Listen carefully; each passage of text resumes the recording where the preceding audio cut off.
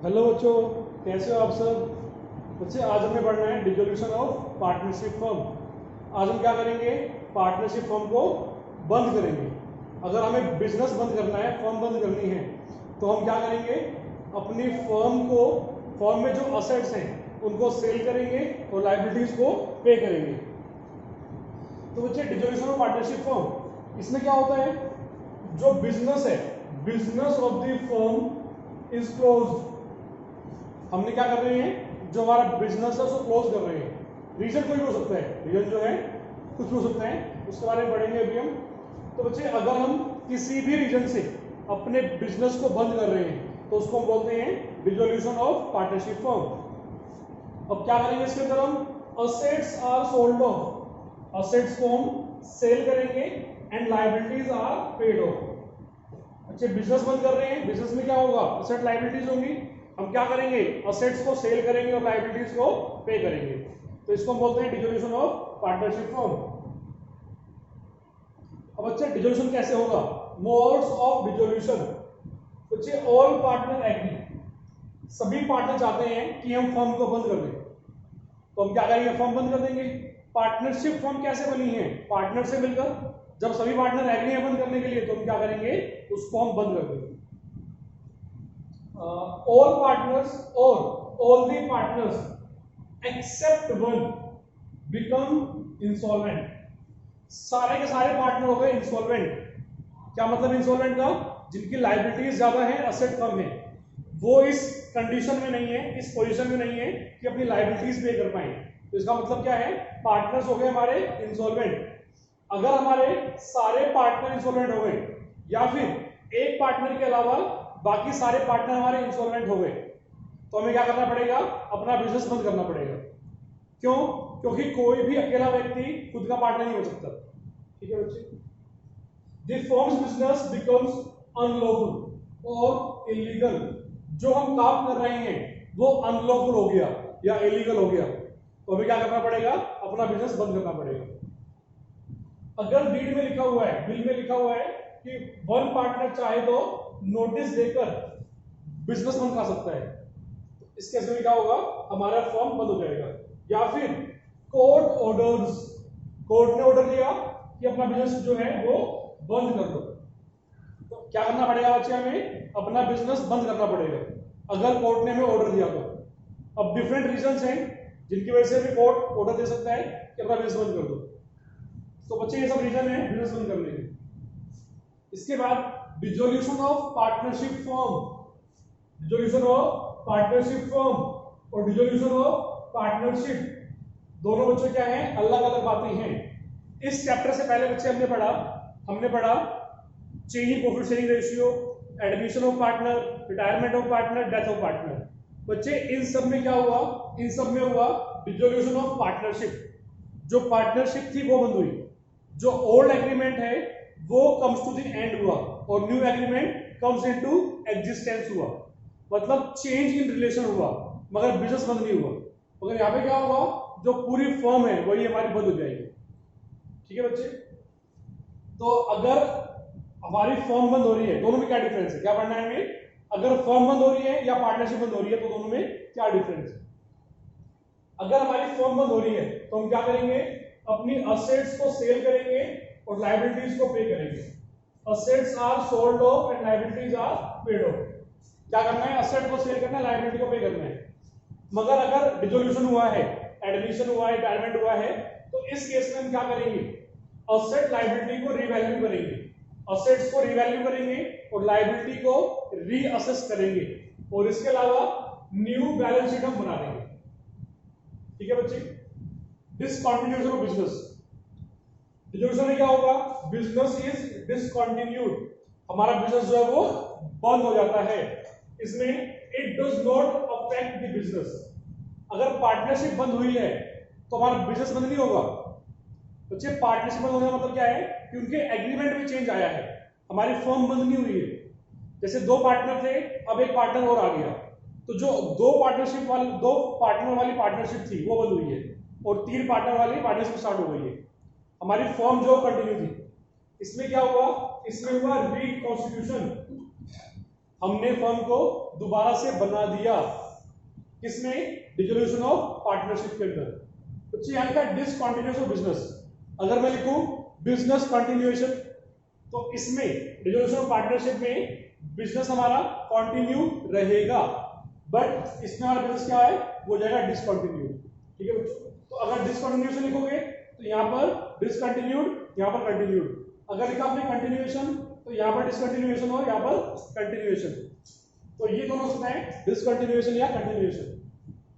Affect, इससे क्या affect होगा? इससे हमारी जो फर्म है, देखो बच्चों, अगर फर्म बंद हुई है, अगर फर्म बंद हुई है तो पार्टनरशिप जो है वो ऑटोमेटिकली बंद हो ही जाएगी। ठीक है, इसमें नेसेसरी क्या होगा? डिसोल्यूशन पार्टनरशिप भी होगा ही होगा। इसमें फर्म का डिसोल्यूशन हो भी सकता है और नहीं हो सकता है, मोस्टली केस में नहीं होता है। जैसे मान लो हमने क्या किया, हमारी पार्टनरशिप फर्म है, इसको हमने किसी कंपनी को सेल कर दिया, तो उस केस में क्या होगा? हमारी जो पार्टनरशिप फर्म है वो डिसकंटिन्यू होगी। ठीक है बच्चों, dissolution by court, dissolution by court.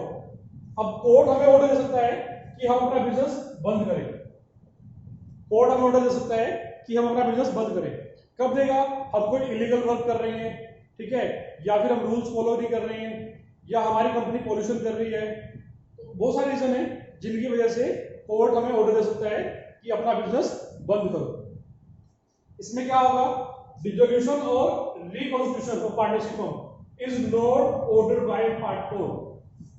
बच्चे, अगर किसी पार्टनर को एडमिट करना है, या किसी पार्टनर को रिटायर करना है, या रेशो चेंज करनी है, तो इन सब मामले में कोर्ट हमें ऑर्डर नहीं देगा कि इस पार्टनर को निकाल दो, इस पार्टनर को ले आओ, नहीं। अगर कोई भी हमने गलत काम किया तो कोर्ट क्या बोलेगा कि अपना बिजनेस बंद कर दो। क्लोजर ऑफ बुक्स, तो डिसोल्यूशन ऑफ फर्म है, इसमें हमारी बुक्स जो है वो क्लोज हो जाती है, बट इसमें हमारी बुक्स जो है क्लोज नहीं होती है, क्योंकि बिजनेस हमारा अभी भी चल रहा है। इकोनॉमिक रिलेशन, ये एग्जाम में आया था 1 मार्क के लिए। अब बच्चे इसमें क्या होता है? डिसोल्यूशन ऑफ फर्म है, economic relation between the partners comes to the end. हमारी फर्म बंद हो गई है तो जो रिलेशन बिटवीन पार्टनर्स हैं वो भी हमारे एंड हो जाएंगे। इसमें क्या होगा? Economic relation among the partners में रिमेन सेम और मे चेंज। जो पार्टनर रिलेशन है या तो वो सेम रहेंगे या फिर वो चेंज हो सकते हैं। तो ये है बच्चों dissolution of firm and dissolution of partnership में डिफरेंस। एग्जाम के लिए इंपॉर्टेंट है थ्योरी में। Yes, settlement of account, settlement of account. बच्चे, अगर हमारे पास लॉसेस हैं, हम फर्म बंद कर रहे हैं और हमारे पास लॉसेस एग्जिस्ट कर रहे हैं, तो हम क्या करेंगे? तो बच्चों, लॉसेस को पहले हम प्रॉफिट में से कवर करेंगे। लॉसेस को हम सबसे पहले कहां से कवर करेंगे? प्रॉफिट में से। अगर प्रॉफिट नहीं है या प्रॉफिट खत्म हो गया तो हम उसको कैपिटल में से कवर करेंगे, और अगर उसके बाद भी अगर रिक्वायरमेंट है तो पार्टनर जो है वो इंडिविजुअली अपनी रेशियो में पैसा लेकर आएंगे। ठीक है, लॉसेस कैसे पे रिटर्न ऑफ करने हैं, लॉसेस कैसे कवर करने हैं? First of all out of profit, then out of capital, then उसके बाद क्या होगा? अगर रिक्वायरमेंट है तो जितना पार्टनर का शेयर है उतना शेयर पार्टनर अपने घर से लेकर आएंगे। ठीक है बच्चों, तो ये है लॉसेस की ट्रीटमेंट। इसके बाद application of assets, application of assets. Assets से हम क्या करेंगे? असेट्स को सेल करेंगे। असेट्स को सेल करने के बाद जो पैसा आएगा उस पैसे से हम सबसे पहले पे करेंगे third party debts. Third party क्या होती हैं? जो आउटसाइडर्स हैं, जैसे क्रेडिटर्स हैं, बिल्स पेबल हैं, बैंक लोन है, आउटसाइडर्स लोन है। तो जो भी थर्ड पार्टी लायबिलिटी है पहले हमें वो पे करनी है। थर्ड पार्टी मतलब आउटसाइडर्स। इसके बाद जो पार्टनर ने हमें एडवांस दे रखे हैं, जो पार्टनर के लोन है वो पे करने हैं। इसके बाद जो पैसा बचेगा उस पैसे से जो पार्टनर की कैपिटल का बैलेंस है वो हम पे करेंगे, और लास्टली अगर बचता है तो हम पार्टनर्स में डिस्ट्रीब्यूट कर देंगे उनकी प्रॉफिट शेयरिंग रेशियो के अंदर। ठीक है, क्या किया हमने? एप्लीकेशन ऑफ असेट्स, असेट्स को सेल किया या फिर असेट्स को यूटिलाइज किया। किस वे में करेंगे? सबसे पहले पे करना है थर्ड पार्टी को, जो आउटसाइडर्स हैं, creditors, bills payable, bank loan, outsider loan, third party loan उनको पे करेंगे। इसके बाद जो पार्टनर के लोन एडवांस है वो पे करेंगे। इसके बाद जो पार्टनर की कैपिटल का है वो पे करेंगे। और इसके बाद अगर पैसा बचेगा तो हम पार्टनर की रेशियो में उसको डिस्ट्रीब्यूट कर देंगे। बच्चे firm property and private property, firm debts और प्राइवेट डेट। बच्चे फॉर्म डेट्स जो पार्टनर्स को फॉर्म में पे करना है, जो फॉर्म की लायबिलिटी है, फॉर्म मतलब पार्टनरशिप फॉर्म। और प्राइवेट डेट्स मुझे एज अ इंडिविजुअल जो मुझे पर्सनल लायबिलिटी है, जो मेरी खुद की लायबिलिटी मुझे पे करनी है, वो क्या है, प्राइवेट डेट्स है।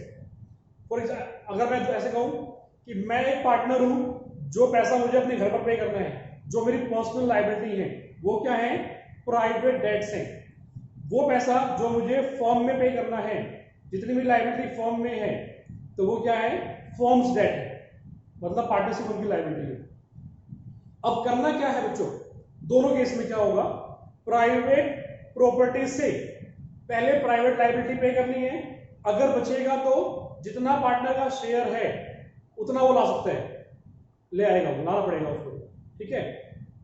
तो पार्टनरशिप फॉर्म में क्या होगा, फॉर्म में क्या होगा, जो फॉर्म की असेट्स हैं, फॉर्म की असेट से पहले हम फॉर्म की लायबिलिटी पे करेंगे।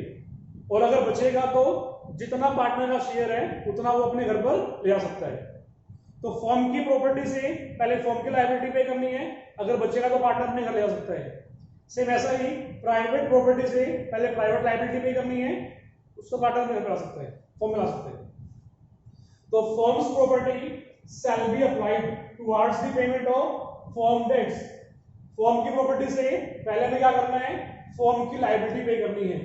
अगर सरप्लस है, अगर कुछ सरप्लस है, तो उस सरप्लस से हम प्राइवेट डेट्स पे कर सकते हैं, जितना कंसर्न पार्टनर का शेयर है सरप्लस में उतना, ठीक है बच्चों। फॉर्म की प्रॉपर्टी से पहले फॉर्म की लायबिलिटी पे करनी है, अगर सरप्लस है तो उससे प्राइवेट डेट पे कर सकते हैं, जितना उस पार्टनर का शेयर है उतना। प्राइवेट प्रॉपर्टी से क्या करेंगे, प्राइवेट प्रॉपर्टी को पहले हमें यूटिलाइज करना है प्राइवेट लायबिलिटीज पे करने के लिए, प्राइवेट डेट्स पे करने के लिए। अगर सरप्लस है, अगर सरप्लस है तो उसको अप्लाई करेंगे फॉर्म्स की लायबिलिटी पे करने के लिए, ठीक है बच्चों। देखो बच्चों, हम प्राइवेट प्रॉपर्टी यूटिलाइज कर रहे हैं फॉर्म की लायबिलिटी पे करने के लिए। ऐसा क्यों, क्योंकि पार्टनरशिप फॉर्म में क्या होता है, अनलिमिटेड लायबिलिटी होती है, जितना लॉस हुआ है वो भी सब पे करना पड़ता है। प्राइवेट प्रॉपर्टी जो पार्टनर्स की है उसको भी यूटिलाइज कर सकते हैं फॉर्म की लायबिलिटी पे करने के लिए। इसलिए हम बोलते हैं कि पार्टनरशिप फॉर्म में क्या है, हमारी अनलिमिटेड लायबिलिटी है, मतलब प्राइवेट प्रॉपर्टी को भी यूटिलाइज कर सकते हैं लायबिलिटी पे करने के लिए। नेक्स्ट है, ये एग्जांपल हमारे पास है, इसको हम ट्राई करते हैं, सोल्व करेंगे। A and B are partners in the firm, sharing profit in the ratio of 3:2. Mrs. A has given a loan of rupees 20,000 to the firm. Mrs. A, बच्चों ध्यान दो, Mrs. A पार्टनर कौन है, partner है A और B, partner है A और B, loan दिया मिसिस A ने, तो मिसिस A कौन है, थर्ड पार्टी है, आउटसाइडर है। बच्चे असेट्स बेचकर जो पैसा आया उस पैसे से क्या करना है, पहले पे करना है आउटसाइडर को, थर्ड पार्टी को पे करना है। उसके बाद हमें क्या करना है बच्चों, थर्ड पार्टी को पे करने के बाद क्या करना है, हमें जो पैसा है उससे हम पार्टनर के लोन एडवांस पे करेंगे, उसके बाद पार्टनर कैपिटल पे करेंगे, और अगर बचेगा तो पार्टनर की रेशियो डिस्ट्रीब्यूट कर देंगे, ठीक है। तो पार्टनर है ए और बी, मिसिस ए ने लोन दे रखा है फर्म को 20,000 रुपीज पर, तो मिसिस ए का लोन 20,000 रुपीज है, and the firm also obtain a loan rupees 10,000 from B. Firm ने लोन ले रखा है बी से, तो बच्चे मिसिस ए ने लोन दिया फर्म को या फर्म ने लोन लिया मिसिस ए से, एक ही बात है।